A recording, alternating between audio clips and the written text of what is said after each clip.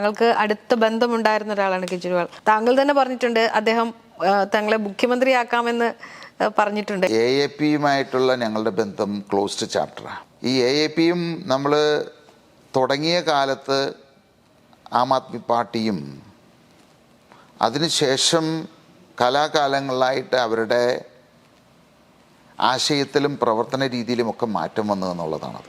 താങ്കളെ ശരിക്കും മുഖ്യമന്ത്രിയാക്കാമെന്ന് പറഞ്ഞിരുന്നു അദ്ദേഹത്തിൻ്റെ അന്നത്തെ ഒരു ഓഫർ എന്ന് പറഞ്ഞു കഴിഞ്ഞാൽ എന്നോട് AAPയുടെ കേരളത്തിൻ്റെ അധ്യക്ഷ പദവി ഏറ്റെടുക്കുക. അപ്പോൾ അതിന് അദ്ദേഹം കണ്ട ഒരു ഷോർട്ട് കട്ടായിരിക്കാം മുഖ്യമന്ത്രി സ്ഥാനം ഓഫർ ചെയ്യുക. കാരണം ഈ രാഷ്ട്രീയത്തിയിട്ട് വരുന്ന ആളുകളെല്ലാം അധികാരമോഹികളാണ്, സ്ഥാനമോഹികളാണ്. അപ്പോൾ അത് പെട്ടെന്ന് പറയുമ്പോൾ എല്ലാവരും ചാടി വീഴും. ഞാൻ രണ്ടും നിരസിക്കുകയാണ് ചെയ്തത്. അതായത് AAPയുമായിട്ട് അല്ലെങ്കിൽ അവരുടെ പാർട്ടി നേതൃത്വം ഏറ്റെടുക്കുന്ന കാര്യം നിരസിച്ചു. അതുകൂടാതെ മുഖ്യമന്ത്രി ആകുന്ന കാര്യത്തിലും എനിക്ക് താല്പര്യമില്ല എന്ന് പറയുകയാണ് ചെയ്തത്. അപ്പോൾ കാരണം എൻ്റെ ലക്ഷ്യം അതല്ല.